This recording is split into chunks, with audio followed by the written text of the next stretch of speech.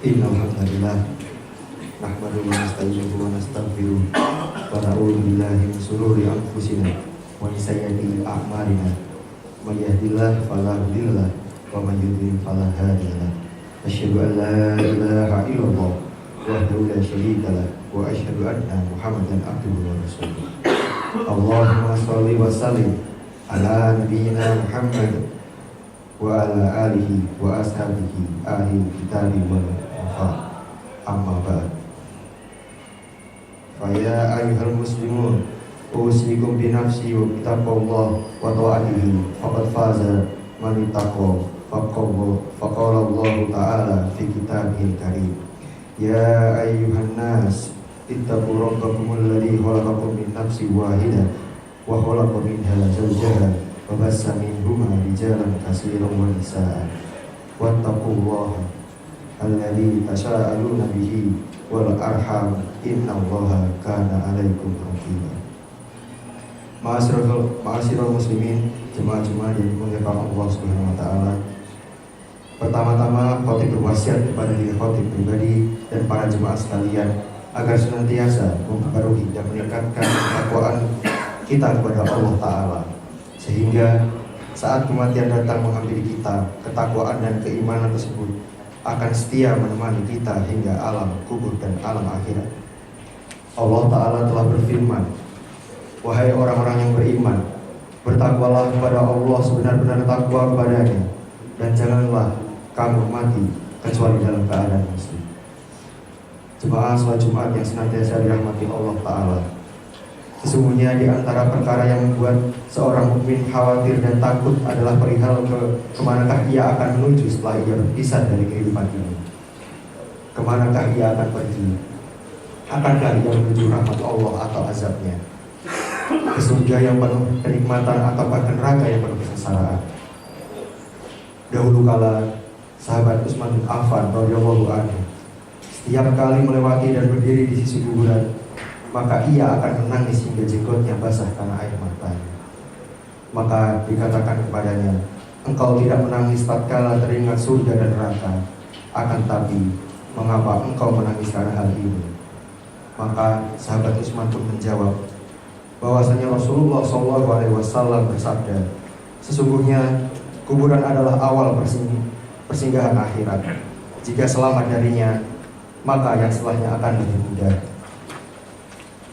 Dan jika tidak selamat, maka yang setelahnya lebih berat darinya.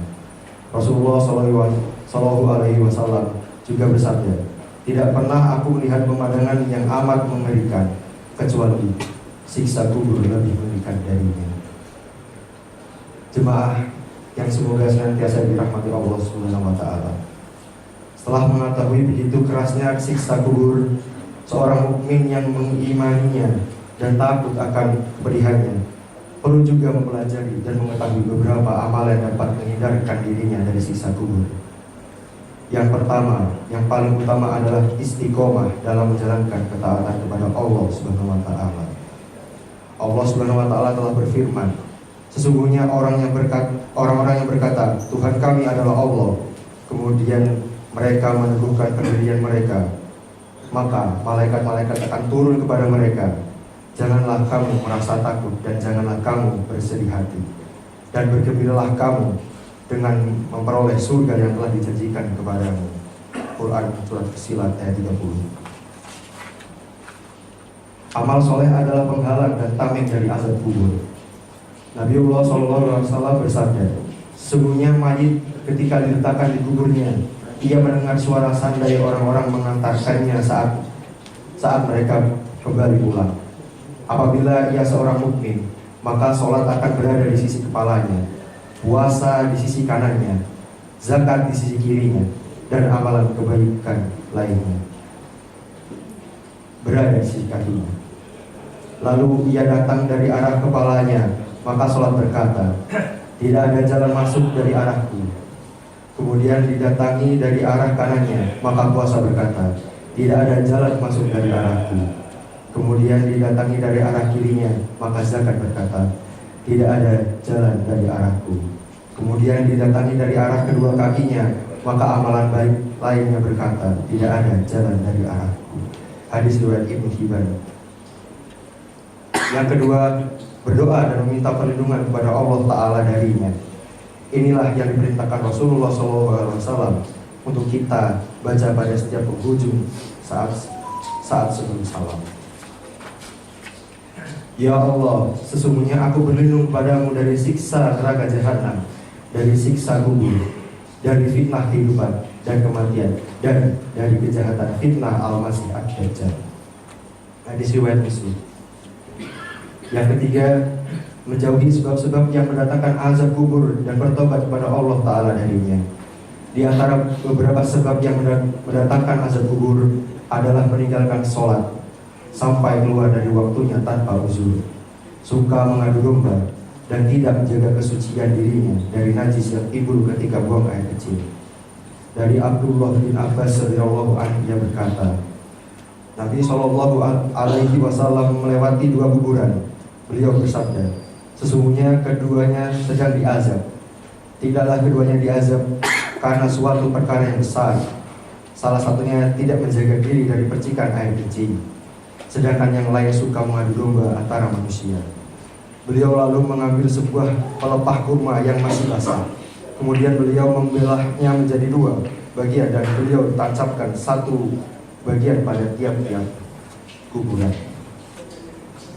Para sahabat bertanya, wahai Rasulullah, mengapa engkau melakukan hal tersebut?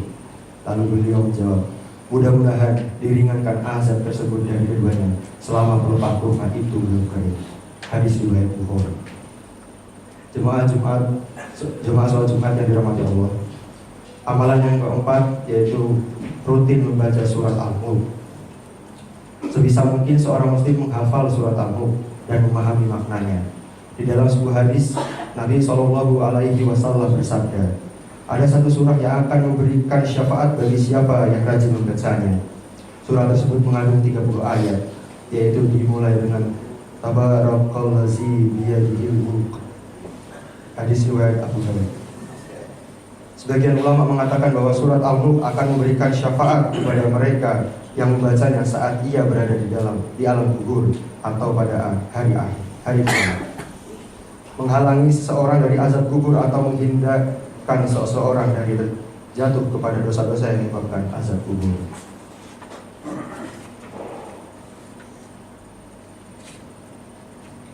Inna huwal ghafur, aqulu qawli hada fastaghfirullahal azim li wa lakum fastaghfiru innahu huwal ghafurur rahim.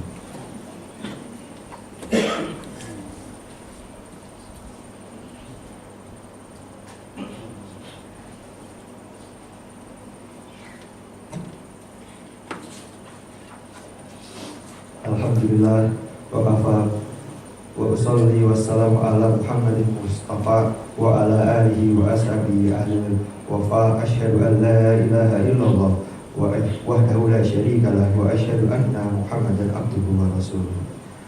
Ma'asyiral muslimin, jemaah Jumat yang dimuliakan Allah Ta'ala. Setelah mengetahui beberapa amalan yang akan menjaga dan menghindarkan kita dari azab kubur, dalam Islam ada juga beberapa keadaan dan sebab kematian yang akan menjadikan seorang terhindar dari azab kubur.